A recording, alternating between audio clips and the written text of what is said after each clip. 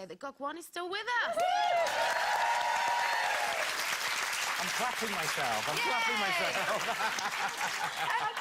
How narcissistic. I've got a couple of questions for you. First off, why do you never do men? Oh. Absolutely. Well, you don't know what happens at the weekend, then, madam. Do you know, I used to do a lot of menswear. When I was a stylist, before I was on the telly, I did loads and loads of menswear, worked with loads of bands and stuff, and I loved it. And the problem is that we have to work on applications, so we get, like, you know, 80,000 applications per series to come on the show, and we have to whittle them down, obviously. Now, only about 5% are blokes. And so what we need to do is we need to make sure we've got the right people to put So on you're not adverse to it, you just need No, more not at all. applications. Absolutely, you know, it's a different mindset as well. When I'm working with women, I love women, as you can tell. I absolutely love women, but it's very, very different working with men. And the one guy show that I did with the lovely Simon was amazing, but I was so nervous for the whole 5 weeks of filming. It was great, because, well, thank you. Really I didn't want to step over the line. Didn't you do Ben Shepherd over? I did. I've done Ben, absolutely. He loved it. Less emotional. You know when blokes go shopping, they go, I have one of those, one of those, and one of those. They don't emotionally connect with clothes. You see, I have a theory do. about guys, which is I think guys have it just as bad as women, and I think they have the same kind of body hang-ups, but guys don't have the same kind of forum, so they can't, you know, get the girlfriends over for a bottle of wine and discuss, you know, I hate this part of my body, my boobs are this, you know, top comes off. I think that's happening more now, isn't it? I think it is Moves happening, are a big but thing with men. absolutely. But if a guy's did that, then you turn round and, you know, he'd be coined as being maybe a little bit camp or a bit effeminate or, you know, a bit too sensitive. But you couldn't do naked with men, though, could you really? What you I do love with naked with men. No, but the thing is... Well, only so much you can do with a wide belt. But if you did naked with men, you'd have to tuck their bits away and everything. Because, you know, like... Cause... It'd be a terrible job, wouldn't it? Jake would give me a hand. No problem at all. You made your name with How to Look Good Naked. Of the four of us, which do you think would look best naked? Best? Well, let's see. Girls, bang us out. Let's do it.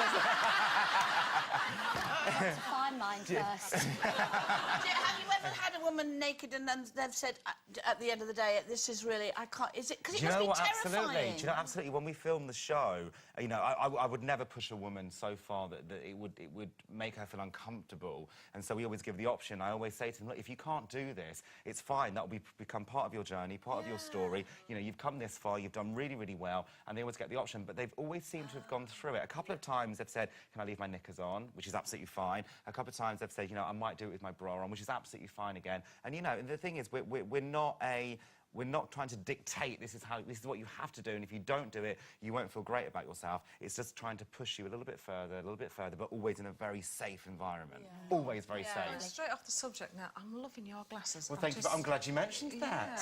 Yeah, they are lovely. Well, thank you. It's a big day for me today, girls. Why? What have you done? Because I officially have my own glasses range out. Wow.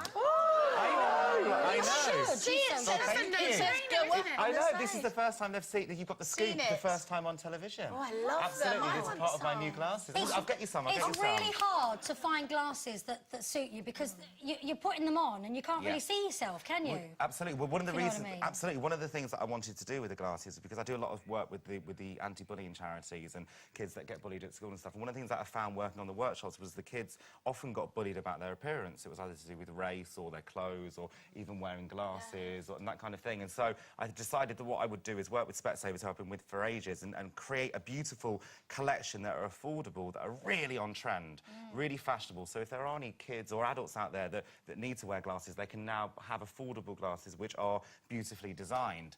And so I feel very, very proud of it because it's taken me 12 months to do. But it's all very good. But do you like? We like.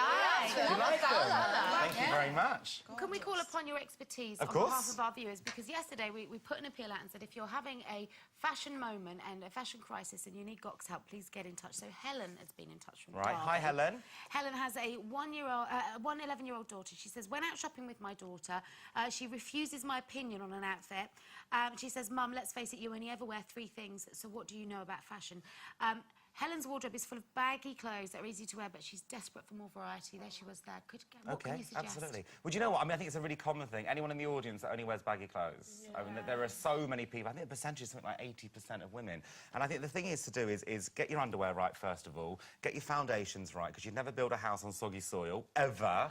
So you want to make sure that everything is in its place. No, don't look at me. And I think once you've done that, you've got to start working on your silhouette. So whatever body shape you are, whether you're a pear shape, an apple, you're top heavy, an hourglass, doesn't matter what you are, just start working on that silhouette. And once you've got that silhouette right, start introducing flashes of colour. We call them accents. So it's like a scarf, a belt, a pair of shoes or something. You can still keep on wearing the black, but throw in some colour, and then gradually, baby steps, you'll start improving that wardrobe. It won't be as dark, and they'll have some lighter colours in there. So my advice, absolutely, to Helen, is take it in smaller steps, but let's find that body first. Find the silhouette first. Good advice, thank you. And Jane, you've got one, haven't you? I have. Go on.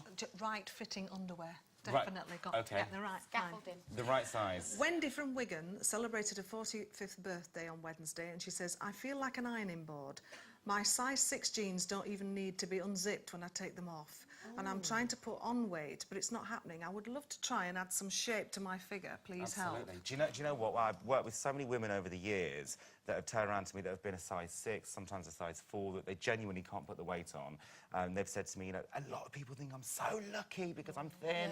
And it's hard to find clothes that fit. It's really hard. It's really tricky because clothes are built on a silhouette and they're built on a mannequin, and the average size is about a size 10 when they're making clothes. And so if you go below that or up that, the clothes start going slightly out of shape. So if you are a size 6, I would say try buying the petite ranges from the high street, which are really good. They're cut slightly smaller.